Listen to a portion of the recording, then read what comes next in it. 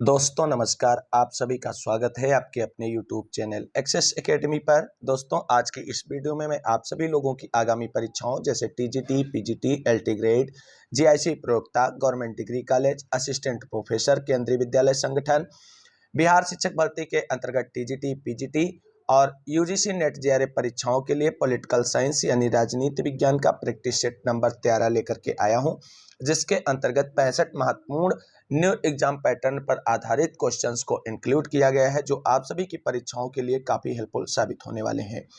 साथियों, आप सभी के लिए चैनल पर प्रत्येक दिन शाम 7 बजे क्लास लाइव की जाती है। सभी साथी जरूर जुड़े इस क्लास से, और यहाँ से जुड़ने का फायदा आपको ये है कि सारी तैयारी आपकी फ्री ऑफ कॉस्ट जारी रखी जाएगी।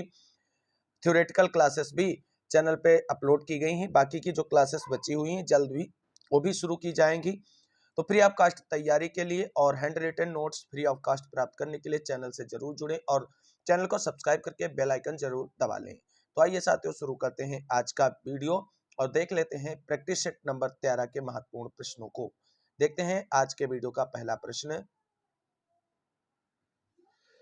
प्रश्न है दोस्तों, किसने एक देश के समाजवाद के सिद्धांत का प्रतिपादन किया है? Option 1 Lenin, option B Stalin, option C Mao और option D Khrushchev.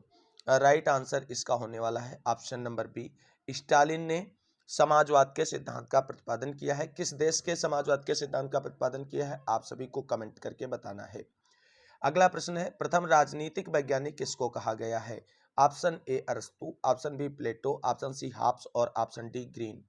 Right answer होगा ऑप्शन नंबर ए अरस्तु। प्रथम राजनीतिक वैज्ञानिक अरस्तु को कहा गया है और अरस्तु को राजनीति विज्ञान का जनक भी कहा जाता है। अगला प्रश्न देखते हैं दोस्तों। अगला प्रश्न है, निगमित राज्य की अवधारणा किसकी है? ऑप्शन ए समाजवाद की, ऑप्शन बी गांधीवाद की, ऑप्शन सी फांसीवाद की और ऑप्शन डी मार्क्सवाद की।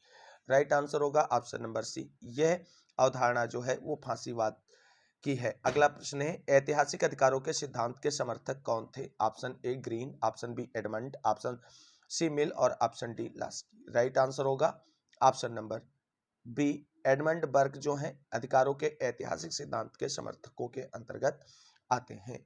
साथियों, अगर आप सभी लोग चाहते हैं कि पॉलिटिकल साइंस के साथ साथ हिस्ट्री की भी प्रैक्टिस सीरीज शुरू की जाए, तो आप सभी लोग कमेंट करके बताएं। हिस्ट्री की बहुत अच्छी प्रैक्टिस सीरीज लेकर के आ रहे हैं व्याख्यायित प्रश्नों के साथ, यानी प्रत्येक प्रश्न की स्पष्ट और विस्तृत व्याख्या के साथ डिस्कस करेंगे। तो आप सभी लोग अगर सहयोग करेंगे तो आप सभी लोगों की तैयारी के लिए हिस्ट्री की भी प्रैक्टिस सीरीज जल्द शुरू करते हैं चैनल पे। आइए अब देखते हैं अगला प्रश्न। निम्न में से कौन प्लेटो की रचना नहीं है? Option A politics, option B republic, option C laws, option D statesman. तो आप सभी साथियों को बता दें, रिपब्लिक, लॉज और स्टेट्समैन जो ये रचनाएं हैं, ये पुस्तकों की प्लेटो की सभी पुस्तकें हैं। और आप सभी लोगों को बता दें, प्लेटो की जितनी भी पुस्तकें हैं सभी संवाद शैली में लिखी गई हैं। वही जो पॉलिटिक्स है ये अरस्तु की पुस्तक है और ये प्लेटो की पुस्तक नहीं है। राइट आंसर ऑप्शन नंबर ए हो जाएगा। अगला प्रश्न है, अधिकार सामाजिक जीवन की वह परिस्थितियां हैं जिनके बिना साधारणतया कोई मनुष्य अपना पूर्ण विकास नहीं कर सकता है। यह किसने कहा है? Option A MacIver, option B Laski, option C Green, option D Locke. Right answer हो जाएगा ऑप्शन नंबर बी, लास्की महोदय ने। अगला प्रश्न है, परिवार और संपत्ति विषयक साम्यवाद का प्रतिपादन किसने किया है? ऑप्शन ए अरस्तु, option B Plato, option C Green, option D Locke. Right answer है ऑप्शन नंबर बी, प्लेटो ने परिवार और संपत्ति विषयक साम्यवाद सिद्धांत का प्रतिपादन किया है। अगला प्रश्न है, दार्शनिक अराजकतावादी किसे कहा जाता है? Option A Rousseau, option B Lassalle, option C M K Gandhi, option D Bentham. Right answer होगा option number C, Mahatma Gandhi यानी मोहनदास करमचंद गांधी को अराजकतावादी दार्शनिक के रूप में देखा जाता है। अगला प्रश्न है, रिपब्लिक किसकी रचना है? Option A Green, option B अरस्तु, option C Hobbes, option D Plato. तो राइट आंसर क्या होगा? ऑप्शन नंबर डी, रिपब्लिक जो है प्लेटो की प्रसिद्ध पुस्तक है। और आपको बता दें, प्लेटो ने जो अपने न्याय सिद्धांत का प्रतिपादन किया है वो रिपब्लिक में ही किया है और इसलिए रिपब्लिक को कंसर्निंग जस्टिस के नाम से भी जाना जाता है। अगला प्रश्न देखते हैं दोस्तों, निम्नलिखित में से किस रचना ने गांधी जी को सर्वाधिक प्रभावित किया है? Option A grammar of politics, option B poverty of philosophy, option C discovery of India, option D unto the this last. Right answer होगा option number D, unto this last पुस्तक ने महात्मा गांधी जी को सर्वाधिक प्रभावित किया है। अब आप सभी लोगों को बताना है कि अनटू दिस लास्ट पुस्तक किसकी रचना है। अगला प्रश्न देखते हैं। अगला प्रश्न है, राज्य की सर्वश्रेष्ठ परिभाषा किसने दी है? Option A Hobbes, option B Garner, option C Locke, option D Bentham. Right answer option number B है। गार्नर महोदय की परिभाषा को राज्य की सर्वश्रेष्ठ परिभाषाओं के अंतर्गत रखा जाता है और इन्होंने जो परिभाषा दी है राज्य की, वो सभी तत्वों को समाहित करते हुए एक सर्वमान्य परिभाषा दी है, इसलिए इनकी परिभाषा को सर्वश्रेष्ठ परिभाषा कहा जाता है। अगला प्रश्न है, कौटिल्य मंडल सिद्धांत किससे संबंधित है? ऑप्शन ए प्रशासन, ऑप्शन बी विदेश नीति, ऑप्शन सी आर्थिक नीति, ऑप्शन डी न्यायिक नीति। तो राइट आंसर इसका होगा ऑप्शन नंबर बी। कौटिल्य का सप्तांग सिद्धांत जो है वो राज्य से संबंधित है, जबकि मंडल सिद्धांत वो विदेश नीति से संबंधित है और जिसे परराष्ट्र नीति के नाम से भी जाना जाता है। अगला प्रश्न है, कौन से प्रभुसत्ता को वर्ग शक्ति मानता है? ऑप्शन ए मार्क्सवाद, ऑप्शन बी श्रेणी समाजवाद, ऑप्शन सी फेबियनवाद और ऑप्शन डी उदारवाद। राइट आंसर होगा ऑप्शन नंबर ए, मार्क्सवाद प्रभुसत्ता को वर्ग की शक्ति मानता है।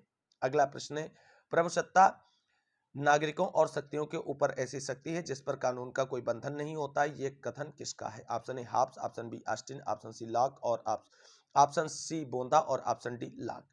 राइट आंसर होगा ऑप्शन नंबर सी, बोंदा ने ये कथन कहा है। अगला प्रश्न है, राज्य की उत्पत्ति के पितृप्रधान सिद्धांत का समर्थन कौन करता है?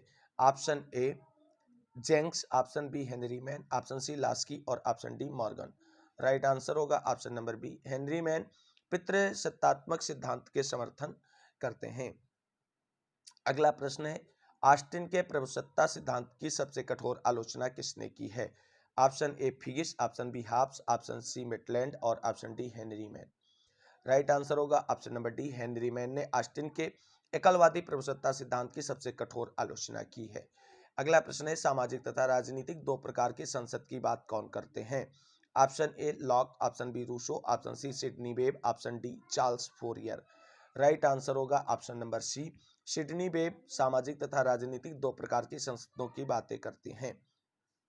अगला प्रश्न है, मातृ प्रधान सिद्धांत के प्रवर्तक कौन है? ऑप्शन ए जेम्स प्रथम, option B Plato, option C Edward Jenks, option D Henry Maine. Right answer है option number C, Edward Jenks के द्वारा मातृ प्रधान सिद्धांत का समर्थन किया गया है और यह सिद्धांत राज्य की उत्पत्ति का सिद्धांत है।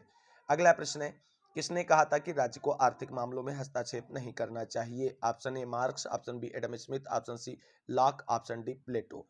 राइट आंसर होगा option number B, Adam Smith ने कहा था कि राज्य को आर्थिक मामलों में हस्तक्षेप नहीं करना चाहिए। अगला प्रश्न है, राज्य को एक आवश्यक बुराई मानता है, कौन मानता है? ऑप्शन ए सकारात्मक उदारवाद, ऑप्शन बी नकारात्मक उदारवाद और ऑप्शन सी मार्क्सवाद, ऑप्शन डी फेबियनवाद। साथियों, कई बार पूछा गया क्वेश्चन है, इसलिए ये इंपॉर्टेंट बन जाता है। तो राइट आंसर इसका क्या होगा? Right answer option number B होगा, नकारात्मक उदारवाद या जो है वो व्यक्तिवाद एक तरीके से कह सकते हैं, राज्य को एक आवश्यक बुराई मानता है। अगला प्रश्न देखते हैं। अगला प्रश्न है दोस्तों, शिक्षा मानसिक व्याधि को दूर करने का मानसिक उपचार है, यह किसने कहा है? Option A Hobbes, option B Plato, option C अरस्तु और option D Green. Right answer होगा ऑप्शन नंबर बी, यह कथन प्लेटो का है और उन्होंने अपने शिक्षा सिद्धांत में जब व्याख्या की है उसकी, तो उसके अंतर्गत ये स्टेटमेंट उनका देखने को मिलता है। अगला प्रश्न है, नाजीवाद जो है किससे संबंधित है? Option A Marx, option B Lenin, option C Mao और option D Hitler. Right answer होने वाला है ऑप्शन नंबर डी, हिटलर से संबंधित है नाजीवाद या नाजीवाद से संबंधित है हिटलर। अगला प्रश्न है, फांसीवाद किससे संबंधित है? Option A Hitler, option B Lenin, option C Mussolini और option D Napoleon. Right answer होगा ऑप्शन नंबर सी, मुसोलिनी का नाम फांसीवाद के साथ जुड़ा हुआ है। अगला प्रश्न है, फांसीवाद किस सदी की विचारधारा है? ऑप्शन ए 20वीं सदी, ऑप्शन बी 18वीं सदी, ऑप्शन सी 17वीं सदी, ऑप्शन डी 19वीं सदी। राइट आंसर होगा ऑप्शन नंबर ए, 20वीं सदी की विचारधारा है। अगला प्रश्न है, प्रजातांत्रिक केंद्रीकरण के सिद्धांत का प्रतिपादक किसने किया है? Option A Marx, option B Stalin, option C Lenin और option D Mao. Right answer होगा ऑप्शन नंबर सी, लेनिन ने प्रजातांत्रिक केंद्रीकरण के सिद्धांत का प्रतिपादन किया है। अगला प्रश्न है, मार्क्सवाद का प्रमुख सिद्धांत कौन है? ऑप्शन ए वर्ग संघर्ष, ऑप्शन बी द्वंद्वात्मक भौतिकवाद, ऑप्शन सी क्रांति का सिद्धांत, ऑप्शन डी अतिरिक्त मूल्य का सिद्धांत। तो प्रमुख सिद्धांत पूछा गया है तो कौन सा होगा? तो प्रमुख सिद्धांत होगा द्वंद्वात्मक भौतिकवाद। अगला प्रश्न है, निम्न में से कौन सा दार्शनिक आधुनिक व्यक्तिवाद का प्रतिपादक माना जाता है? Option A J Laski, option B Hobbes, option C Graham Wallas और option D Leacock. Right answer है option number C, Graham Wallas को दार्शनिक आधुनिक व्यक्तिवाद का प्रतिपादक माना जाता है। अगला प्रश्न एक बार रिपीटेड प्रश्न है, तो कि मार्क्सवादी किस सदी की विचारधारा है? इसको अभी हम लोगों ने पढ़ ही लिया था। तो यहां पर इसका जो आंसर दिया गया है वो अभी पीछे के वीडियो प्रश्न में हमने डिस्कस कर लिया है। अब अगला प्रश्न देखते हैं, इसको क्विट करते हैं। अगला प्रश्न है, राज्यों की उत्पत्ति युद्धों द्वारा हुई है, यह किसने कहा है? Option A Treitschke, option B David Hume, option C Oppenheimer, option D Burgess. Right answer होगा आपका सी, ओपेनहाइमर ने कहा है कि राज्य की उत्पत्ति युद्धों के द्वारा हुई है। अर्थात इस तरीके से देखा जाए तो ओपेनहाइमर राज्य की उत्पत्ति के शक्ति के सिद्धांत के समर्थकों में आ जाएंगे। अगला प्रश्न है, प्राकृतिक अवस्था निरंतर युद्ध की अवस्था है, ये किसने कहा है? Option A Rousseau, option B Hobbes, option C Locke और ऑप्शन डी बेंथम। तो आप सभी लोग जानते हैं हाब्स, लाक, रूसो तीनों जो है राज्य की उत्पत्ति के सामाजिक समझौते सिद्धांत या संविदावादी सिद्धांत के प्रवर्तकों में जाने जाते हैं। लेकिन ये तीनों ने प्राकृतिक अवस्थाओं का वर्णन किया है, लेकिन ये किसने कहा कि प्राकृतिक अवस्था निरंतर युद्ध की अवस्था है? राइट आंसर होगा ऑप्शन नंबर बी, ये कथन हाब्स महोदय का है। अगला प्रश्न है, मनो से स्वतंत्र पैदा हुआ था लेकिन वह सर्वत्र जंजीरों में जकड़ा हुआ है, ये किसने कहा है? Option A Hobbes, option B Rousseau, option C Locke और option D Bentham. Right answer होगा ऑप्शन नंबर बी, ये कथन रूसो का है। आप सभी को ध्यान रखना है इसे बहुत ही अच्छे से। अगला प्रश्न देखते हैं। अगला प्रश्न है दोस्तों, प्रकृति की ओर लौटो किसने कहा है? Option A Plato, option B Rousseau, option C Hobbes और option D Green. Right answer होगा ऑप्शन नंबर बी, रूसो ने कहा है। साथियों, ये एक भारतीय राजनीतिक समाज सुधारक और विचारक हुए हैं जिन्होंने कहा है कि वेदों की ओर लौटो। तो वेदों की ओर लौटो का नारा किसने दिया है? उनका नाम आप सभी को कमेंट करके बताना है और अवश्य बताना है। तो प्रकृति की ओर लौटो का नारा जो है रूसो महोदय ने दिया है। अगला प्रश्न है, किसने दो प्रकार के समझौते, एक सामाजिक दूसरा सरकारी का प्रतिपादन किया है? Option A Locke, option B Green, option C Hobbes और ऑप्शन डी मैकियावेली। तो राइट आंसर हो जाएगा ऑप्शन नंबर ए, लाक महोदय ने दो प्रकार के समझौतों का वर्णन किया है। अगला प्रश्न है, उदारवाद का जनक किसको कहा जाता है? Option A Hobbes, option B Locke, option C Green और option D Bentham. Right answer होगा ऑप्शन नंबर बी, लाक को उदारवाद का जनक कहा जाता है। अगला प्रश्न है, वर्तमान समय में राज्य की उत्पत्ति का कौन सा सिद्धांत सबसे अधिक मान्य है? ऑप्शन ए दैवीय सिद्धांत, ऑप्शन बी ऐतिहासिक सिद्धांत, ऑप्शन सी शक्ति सिद्धांत, ऑप्शन डी आर्थिक सिद्धांत। तो साथियों, इस प्रश्न का जो राइट आंसर होने वाला है ऑप्शन नंबर बी है। राज्य की उत्पत्ति का सर्वाधिक मान्य सिद्धांत जो है ऐतिहासिक सिद्धांत है, जिसे विकासवादी सिद्धांत के नाम से भी जाना जाता है। वहीं दैवीय सिद्धांत जो है सबसे प्राचीन सिद्धांत है, जिसे धार्मिक सिद्धांत के नाम से भी जाना जाता है।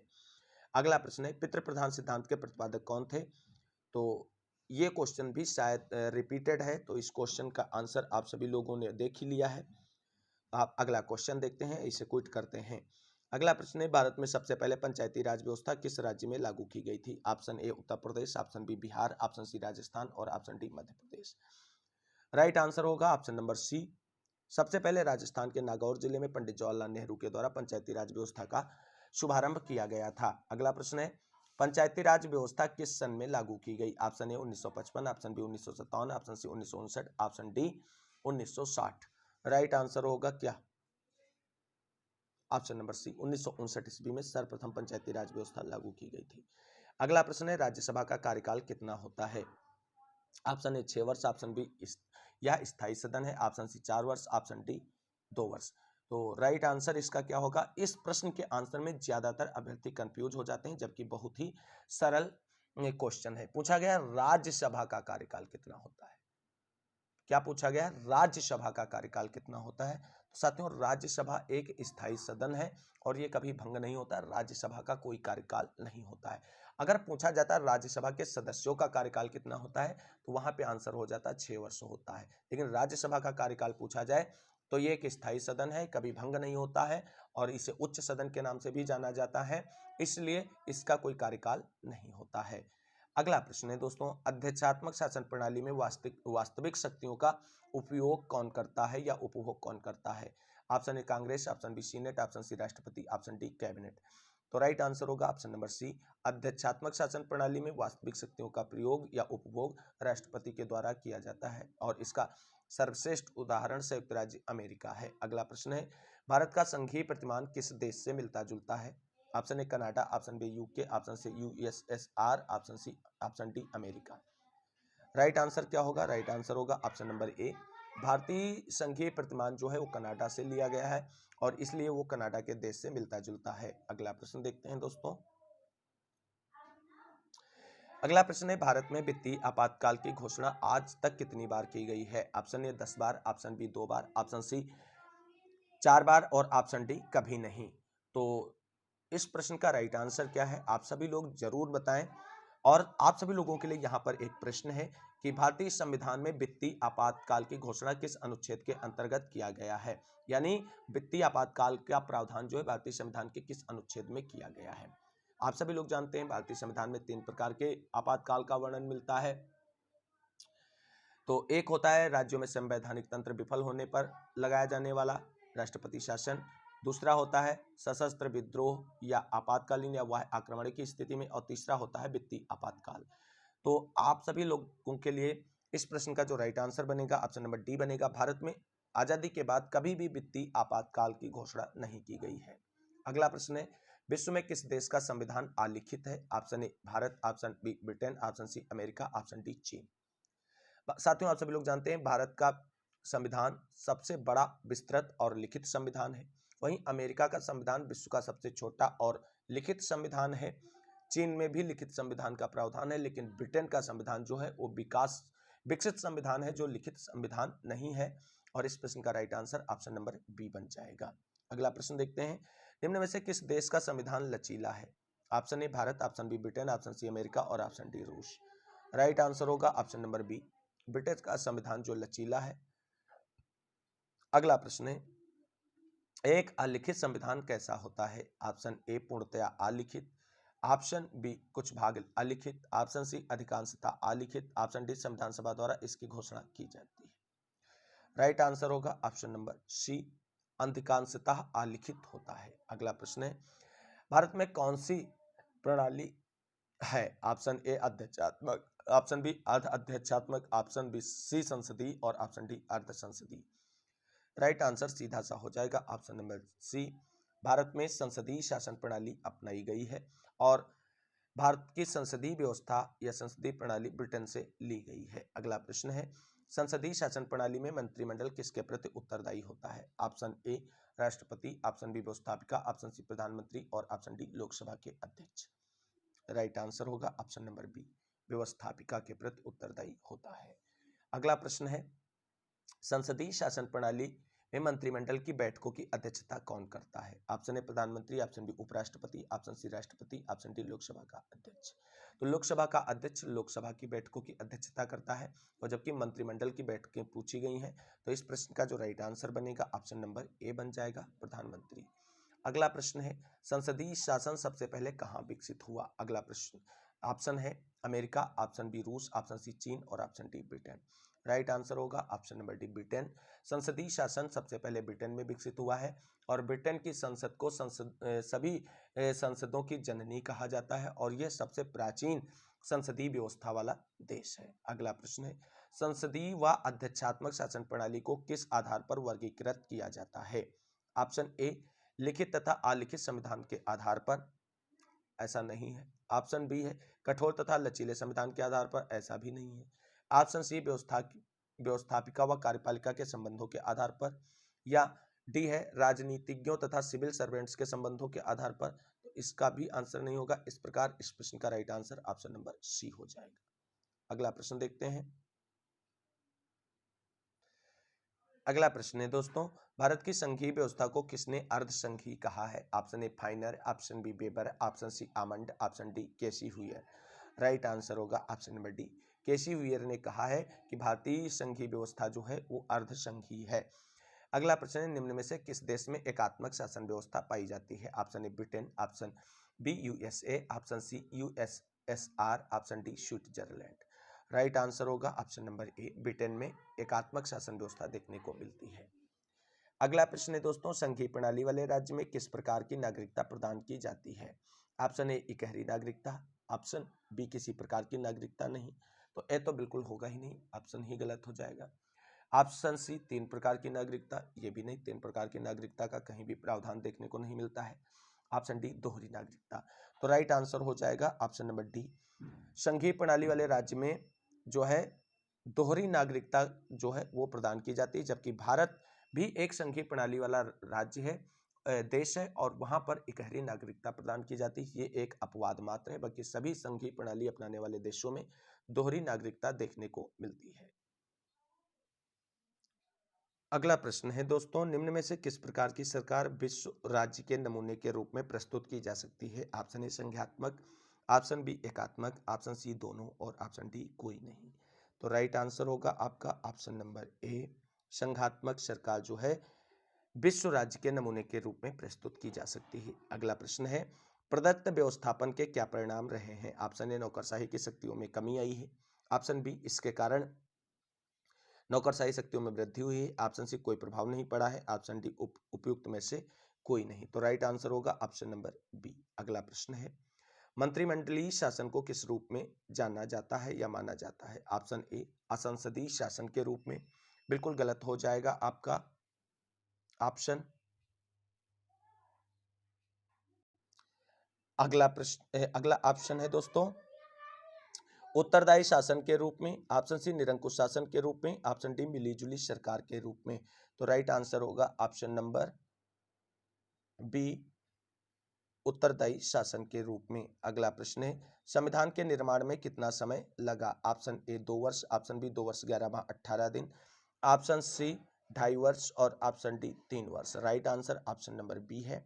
भारतीय संविधान के निर्माण में 2 वर्ष 11 माह 18 दिन का समय लगा था, और आप सभी लोग जानते हैं भारतीय संविधान का निर्माण एक जो है नॉमिनेटेड संविधान सभा के द्वारा किया गया था। अगला प्रश्न है, भारत के संविधान में नीति निर्देशक सिद्धांत कहाँ से प्राप्त किए गए हैं? Option A France, option B Ireland, option C Germany, option D Britain. तो राइट आंसर इसका होगा ऑप्शन नंबर बी, भारतीय संविधान में नीति निर्देशक तत्वों को जो है या सिद्धांतों को आयरलैंड के देश से ग्रहण किया गया था, और जबकि आपको बता दें आपातकालीन संबंधी जो प्रावधान भारतीय संविधान में किए गए हैं वो जर्मनी के संविधान से लिए गए थे, और जर्मनी के संविधान को वीवर संविधान भी कहते हैं। इस प्रश्न का right answer option number B होगा। अगला प्रश्न देखते हैं दोस्तों। अगला प्रश्न है दोस्तों, निम्न संशोधनों में से किसे संविधान का लघु संशोधन कहते हैं? ऑप्शन ए 24वां, ऑप्शन बी 38वां, ऑप्शन सी 42वां, ऑप्शन डी 44वां। राइट आंसर होगा ऑप्शन नंबर सी, 42वें संविधान संशोधन अधिनियम को लघु संशोधन नहीं, लघु संविधान के नाम से भी जाने जाते हैं। क्यों जाना जाता है? क्योंकि इस संविधान संशोधन अधिनियम के द्वारा भारतीय संविधान में ढेर सारे संशोधन किए गए थे, इसलिए इसे लघु संविधान के नाम से भी जाना जाता है। अगला प्रश्न है, आपातकालीन प्रावधान किस देश से लिए गए हैं? Option A Germany, option B USSR, option C USA, option D UK। Right answer होगा ऑप्शन नंबर ए। अभी हमने बताया जर्मनी के वीवर संविधान से भारतीय देश के संविधान में आपातकालीन प्रावधानों को अडॉप्ट किया गया है। अगला प्रश्न है, सामाजिक व शैक्षिक रूप से पिछड़े वर्गों के लिए आरक्षण की व्यवस्था भारतीय संविधान के किस अनुच्छेद में है? ऑप्शन ए अनुच्छेद 16(4), ऑप्शन बी 17(4), ऑप्शन डी 18(4), और ऑप्शन सी है 18(4), और ऑप्शन डी है 19(4। राइट आंसर क्या होगा इसका? राइट आंसर होगा ऑप्शन नंबर ए। भारतीय संविधान के अनुच्छेद 16 के भाग चतुर्थ में सामाजिक व शैक्षिक रूप से पिछड़े वर्गों के लिए आरक्षण की व्यवस्था की गई है। अगला प्रश्न है, संविधान में किस अनुच्छेद के अंतर्गत अंतर्राष्ट्रीय शांति की स्थापना का वर्णन है? Option A 49, option B 55, option C 51, और ऑप्शन डी 47। राइट आंसर हो जाएगा ऑप्शन नंबर सी। अंतर्राष्ट्रीय संबंध में अगर कोई बात आती तुरंत आपको लगाना है अनुच्छेद 51। अगला प्रश्न देखते हैं दोस्तों। अगला प्रश्न है दोस्तों, मूल अधिकारों का वर्णन संविधान के किस भाग में है? ऑप्शन ए दूसरे, ऑप्शन बी चौथे, ऑप्शन सी 5वें, और ऑप्शन डी तीसरे। भारतीय संविधान में 6 प्रकार के मूल अधिकार प्रदान किए गए हैं भारतीय नागरिकों को, और उनका वर्णन भारतीय संविधान के किस अनुच्छेद में है? अनुच्छेद नहीं, भाग 3 में किया गया है। अगला प्रश्न है, नीति निर्देशक तत्वों का वर्णन संविधान के किस भाग में है? ऑप्शन ए चौथे, ऑप्शन बी तीसरे, ऑप्शन सी दूसरे और ऑप्शन डी पहले। राइट आंसर होगा ऑप्शन नंबर ए। भारतीय संविधान में नीति निर्देशक तत्वों का वर्णन जो है चौथे भाग में किया गया है और सभी लोग जानते हैं नीति निर्देशक सिद्धांतों को आयरलैंड के संविधान से अडॉप्ट किया है भारतीय संविधान निर्माताओं ने। अगला प्रश्न है, किसने यह कहा था कि राजनीति कि जो नीति निर्देशक सिद्धांत उस चेक के समान है जो सुधार के आधार पर भुनाए जा सकते हैं? तो option A Nehru, option B Gandhi, option C professor K T Shah और ऑप्शन डी भीमराव अंबेडकर।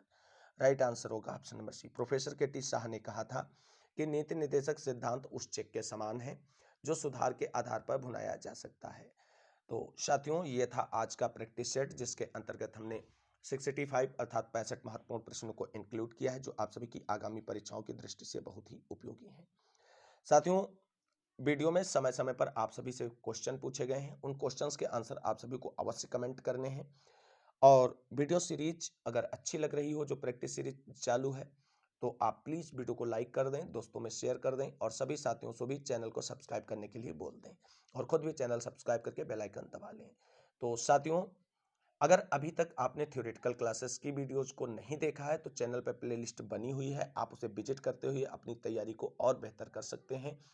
और अगर आप चैनल विजिट नहीं करना चाहते हैं तो इस वीडियो के डिस्क्रिप्शन को विजिट कीजिए और टेलीग्राम चैनल पे सभी पीडीएफ फ्री ऑफ कॉस्ट पड़ी हुई है और जो थ्योरेटिकल क्लासेस हैं उन सभी की वीडियो लिंक आपको इस वीडियो के डिस्क्रिप्शन में मिल जाएगा। आज की इस वीडियो में इतना ही। इस वीडियो को अंत तक देखने के लिए सभी साथियों को तहे दिल से शुक्रिया, बहुत बहुत धन्यवाद। मिलते हैं अगली वीडियो में नेक्स्ट प्रैक्टिस सेट के साथ। तब तक के लिए सभी साथियों को जय हिंद, जय भारत, वंदे मातरम। आप सभी साथियों का दिन शुभ हो।